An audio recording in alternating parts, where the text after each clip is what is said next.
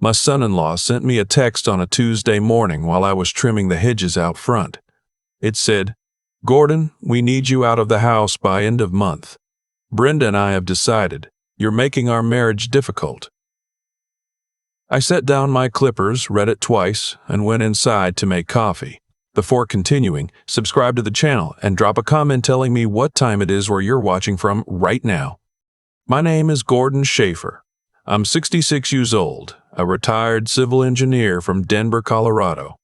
I spent 34 years designing infrastructure, bridges, drainage systems, water treatment plants, work that required precision, work where a miscalculation didn't just cost money, it cost lives. I learned early that you build things right the first time or you rebuild from scratch.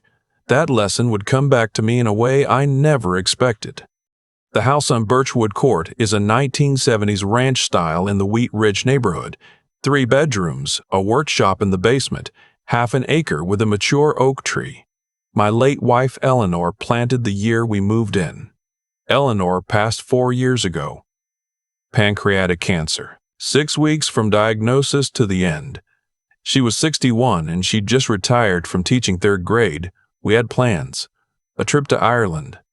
A vegetable garden she'd been designing on graph paper for a decade. After she died, the house got quiet in a way that's hard to describe to someone who hasn't lived it. Not silent, just missing a frequency you didn't know was there until it was gone. My daughter Brenda is our youngest.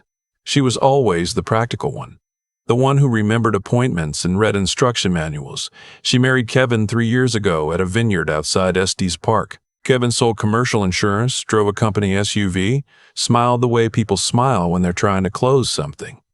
The first year they lived in a 1-bedroom apartment in Lakewood. Then Kevin's commissions dropped when his company restructured. Then Brenda mentioned, casually over Sunday dinner, that they were thinking about temporarily moving in while they saved for a down payment. I said yes.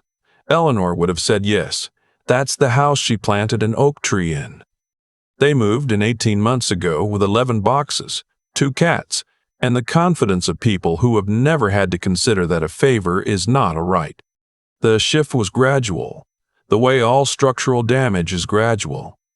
You don't notice the hairline crack until the wall comes down. Kevin started leaving dishes in the sink with a cheerfulness that suggested he found it charming rather than inconsiderate. Brenda began describing my house as our place when talking on the phone with her friends. Small things, the kind of things you tell yourself not to make a big deal out of, because they're family, and family means giving people the benefit of the doubt. Then came the comments. "Gordon, you really should get rid of that old truck. It brings down the whole street." That truck was a 2009 Ford Ranger I'd kept in perfect running condition for 15 years. Kevin mentioned one evening while I was eating dinner at the table I'd owned since 1987, that it might be time to think about downsizing. "You got this whole space and you're barely using it," he said. "Have you thought about one of those senior communities over in Arvada?" I was 65 at the time. I ran 5Ks on weekends. I told him I was comfortable where I was. He nodded the way people nod when they've already moved past your answer and are planning their next approach. The shift I didn't see coming was Brenda. She'd always been close to me. We used to watch old westerns on Friday nights when she was in high school, just the 2 of us, popcorn and a bowl between us on the couch. After Eleanor died, she called every other day for the first month. But somewhere inside the 18 months of shared walls and combined grocery lists, she stopped being my daughter and started being Kevin's wife. Those are different jobs. I noticed it the night I mentioned I'd been having coffee on Saturdays with a woman named Patricia Odom, a retired nurse I'd met through the neighborhood association. We'd been talking for 2 months, not dating exactly, but something. Brenda's face went careful in a way I recognized. She was measuring how to say something Kevin had already said to her. "Dad, don't you think that's a little soon?" It had been 4 years since Eleanor died. Kevin looked up from his phone. "It's just, we worry about you making decisions you'll regret. At your age, people get lonely and they don't always think clearly. I was a licensed professional engineer for 34 years. I designed a water treatment system that serves 200,000 people in this city. I think I can manage coffee." Neither of them laughed. 2 weeks later, I invited Patricia over for dinner. I cooked pot roast, something I'd been doing since the 1980s. I told Brenda and Kevin that morning, kept it casual, said I'd love for them to meet her. Kevin's response came that evening, while I was setting the table. He walked into the dining room with his arms crossed, Brenda standing behind him, and said, "Gordon, we're not comfortable with this. You bringing strangers in while we're trying to build a stable home environment here. It's disruptive." I set down the salad fork I was holding. "This is my house," I said. "I know that, but we live here too. We have a right to feel comfortable." He said we. Brenda didn't correct him. I looked at my daughter and she looked at the floor. The girl who used to fall asleep on my shoulder watching John Wayne movies couldn't meet my eyes in a room we'd eaten 1,000 meals in together. I went to my workshop that evening and stood at my drafting table, the one I'd had since graduate school. I still do calculations by hand sometimes. Old habit. I took out a legal pad and started writing. Not out of anger, out of clarity. I'd been doing informal calculations in my head for months. 18 months of housing at fair Denver market rate, roughly $2,100 for a comparable space, came to $37,800. I'd covered utilities, averaging $340 a month, so another $6,120 a month, so another $6,120. Groceries. I'd stopped tracking because the number would make me angrier than I wanted to be. Conservative estimate, $9,000. Kevin had borrowed $8,000 14 months ago for a gap in his insurance licensing fees, or so he said, still outstanding. The total was close to $61,000. I called my attorney the next morning. Robert Chang had handled Eleanor's estate and my property documents for 12 years. I'd never needed him for anything personal before. His assistant got me in for Thursday afternoon. That Tuesday morning, before I made it to Thursday, was when the text arrived. "Gordon, we need you out of the house by end of month. Brenda and I have decided you're making our marriage difficult." I stood at my kitchen counter and read it 3 times. Then I put my phone in my pocket and drank my coffee. I didn't respond. There's nothing to say to a message like that with words. Thursday afternoon, Robert's office was on the 14th floor of a building in Lodeux with a view of the Platte River. He had the property deed pulled up before I sat down. "I see you came prepared," he said, looking at the legal pad. "I see my problems clearly, or I don't see them at all." He reviewed the documents. The deed showed my name, sole owner. The mortgage had been paid off in 2019. I had 11 years of utility records because I'm an engineer, and engineers keep records. I had Kevin's loan documents signed, witnessed, notarized, a habit from working in government contracts for 3 decades. I had text messages going back 14 months. Robert leaned back in his chair. "Gordon, this is about as clean a situation as I see in this practice." "Then let's clean it up." He drafted the notice that afternoon. Formal written notice to vacate. 60 days, more than the Colorado statutory requirement of 21 days for occupants without a lease. I wasn't interested in being cruel. I was interested in being cruel. I was interested in being clear. The certified letter arrived at the house 2 days later. I was parked 2 blocks away when I saw Kevin's car still in the driveway at noon on a Wednesday, which meant he was working from home. I imagined the moment he signed for it. The way certainty can leave a room in the time it takes to read a paragraph. My phone started ringing 40 minutes later. I let it go to voicemail. Then Brenda called. I let that go too. Then Kevin called 3 times in a row. I drove to Patricia's house. We sat on her back porch and drank iced tea, and she asked me how I was doing, just that, and I told her honestly. I feel like I just set a bone that's been broken for a long time. It hurts more now, but it'll heal straight. She understood without needing more explanation. That was new to me. Eleanor had understood me that way too, but I'd forgotten what it felt like to be understood without having to perform it. That evening I came home and found Brenda sitting at the kitchen table, not Kevin. Just Brenda. Her eyes were red. "Dad, please." I sat down across from her. How did we get here? She asked it like she genuinely didn't know. I've been asking that for a year, I said. You want to know my answer? She nodded. You stopped being my daughter and started being Kevin's press secretary. Every conversation I had with you, I could hear him in it. Every time I said something he didn't like, you were the one who delivered his response. You stopped telling me what you thought and started telling me what he'd already decided. That's not fair. Do you want fair or do you want honest? She was quiet. He sent me a text telling me I was making your marriage difficult and I needed to leave my own house by end of month. Do you agree with that? Another long silence.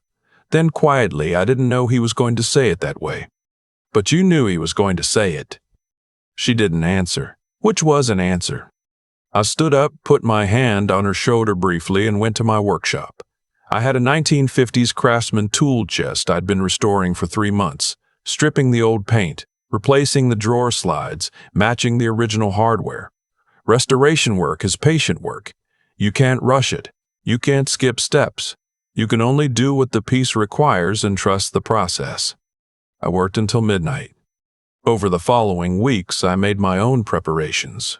I'd owned 7 investment properties at one point, down to 3 now, one of which was a 2-bedroom condo in the Highlands neighborhood I'd kept as a rental. My tenants had moved out in January and I hadn't relisted it. Their timing felt significant now in ways I hadn't registered then. I called my property manager and told her to hold off on new listings. I'd be moving in myself. I also called Franklin Trust, where I'd co-signed a car loan for Brenda and Kevin, 14 months ago when Kevin's credit score disqualified him on his own. A 2022 Chevy Traverse, financed at $31,400. The co-signature had been a favor, something I'd done the same week they moved in, when everything still felt like family helping family. I submitted the co-signer withdrawal request on a Thursday morning. The loan officer called me back within 2 days. Mr. Schaefer, I want to confirm you're requesting removal from this account. That's correct, I said. Family circumstances have changed. Without your income supporting the application, she told me, we'll need to reassess the primary borrower's qualification. If they don't meet lending criteria independently, they'll receive notice that alternative financing or full payment will be required. I thanked her and ended the call. Kevin called that same evening. His voice had dropped the cordial tone he'd been performing for months. Gordon, what did you do? It wasn't a question. He already knew. I withdrew from an obligation I took on voluntarily. Obligations change when circumstances change. You can't do that. That's our car. It's a car you financed with my credit history. The loan terms are between you and the lender. I'd read them carefully if I were you. He said several things after that which I won't repeat. I hung up. The 60-day period moved forward the way real processes move, without drama, without negotiation, with simple calendar progression.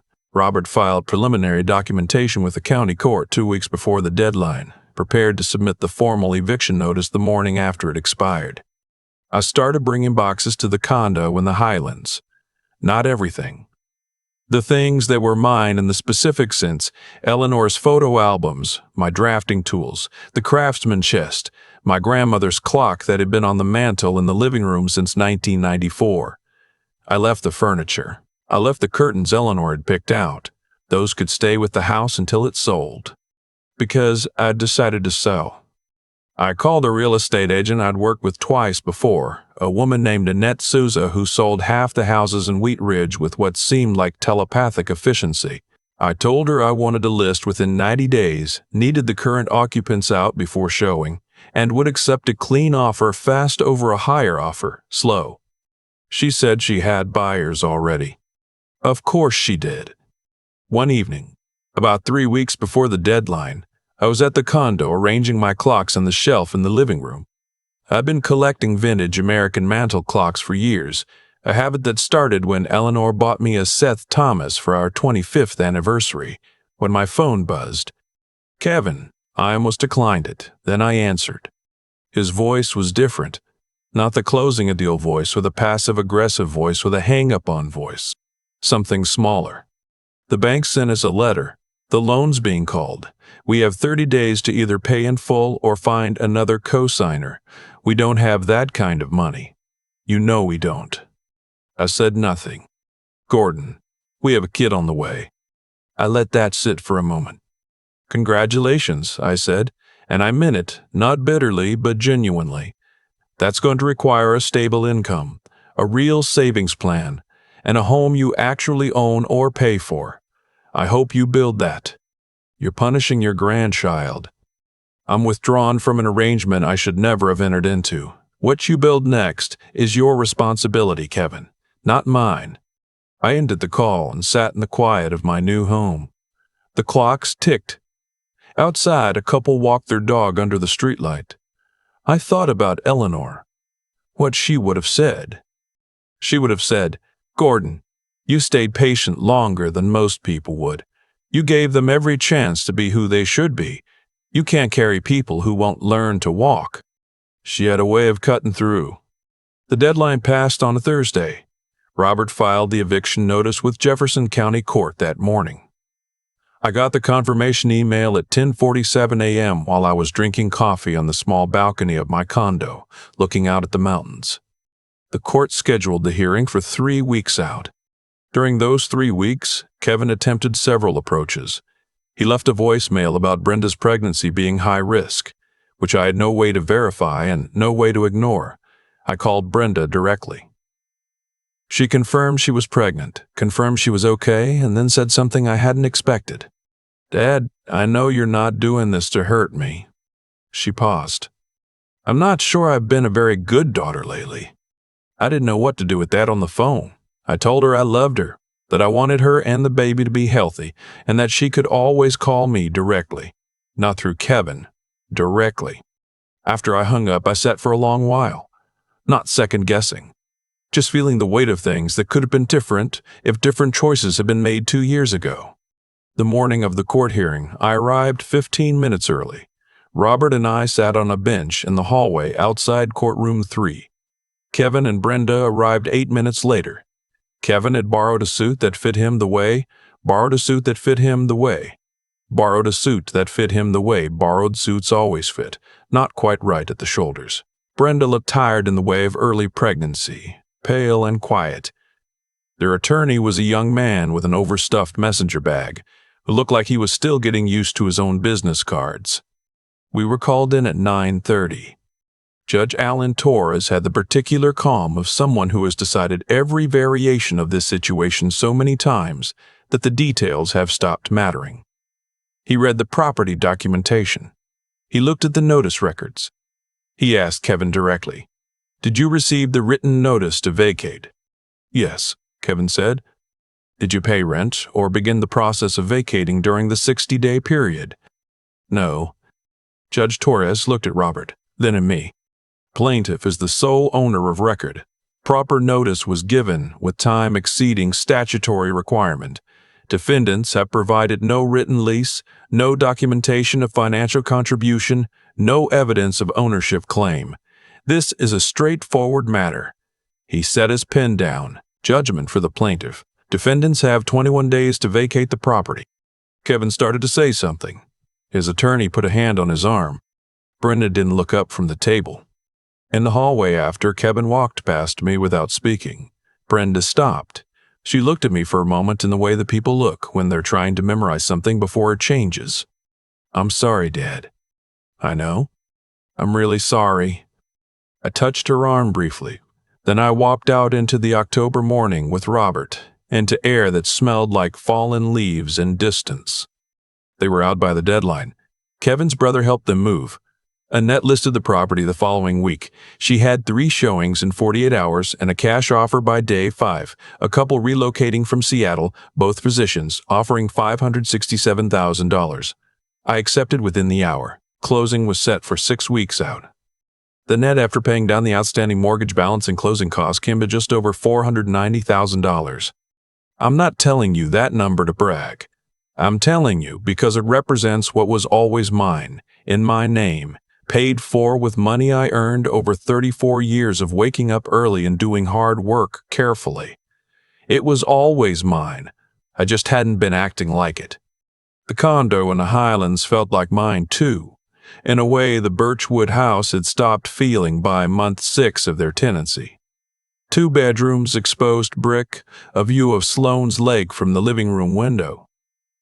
I put Eleanor's photo on the mantel next to the Seth Thomas clock. I put my drafting table in the 2nd bedroom and set up a small workshop area in the corner with good lighting. Some evenings, Patricia came over and we cooked dinner together and talked about nothing in particular, and the way that people talk when they've stopped performing for each other. The loan situation resolved the way financial situations do when the numbers don't work. The bank repossessed the Travers in mid-November. Kevin had managed to get a loan pre-approval from his brother-in-law, but it fell through when the lender reviewed the bankruptcy filing, because somewhere in October, Kevin and Brenda had filed Chapter 7. Their combined debt had exceeded their combined assets by more than $40,000. The filing listed among their liabilities the car loan, several credit cards, and Kevin's outstanding personal debt to me, the $8,000 I'd never seen repaid. Bankruptcy cleared most of it, not the loan to me because I'd had the presence of mind to have it notarized. That survived the discharge as a documented personal debt. Kevin's credit score would be recovering for years. I don't tell you these things with pleasure exactly. More the way you describe a load-bearing wall finally doing what it was designed to do. The math was always going to come out this way. They'd been living 20 feet above their real floor, and I'd been the thing holding them up. When I moved, the floor found them. In December, Brenda called. Not a crisis call, just a call. She was staying with her mother-in-law in Lakewood, which I gathered was not a simple arrangement. Kevin had found an apartment in Aurora, cheaper than anything closer to the city. They were figuring things out in the slow, uncomfortable way that things actually get figured out. She asked if she could come see me. I said yes. She came over on a Saturday afternoon and sat at my kitchen table and drank tea and looked at Eleanor's photo on the mantel for a while before saying anything. She was the better one of us, Brenda said finally. She would have told you to hold your ground a year earlier. Probably. She was quiet for a moment. Then, Dad, what did I let happen to me? I didn't answer immediately, not because I didn't have an answer, but because the answer was worth giving carefully. I think you loved him and you wanted his world to work, I said. And somewhere in that wanting you stopped checking whether your world still worked. It happens. It doesn't have to be permanent. She started crying, not the performed kind, just the kind that comes when something has been held a long time. I got up and put the kettle on again, let her have the moment without commentary.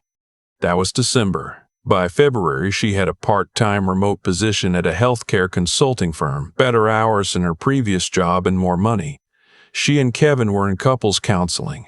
The baby was due in April. I wasn't ready to have Kevin in my home again. I told Brenda that directly.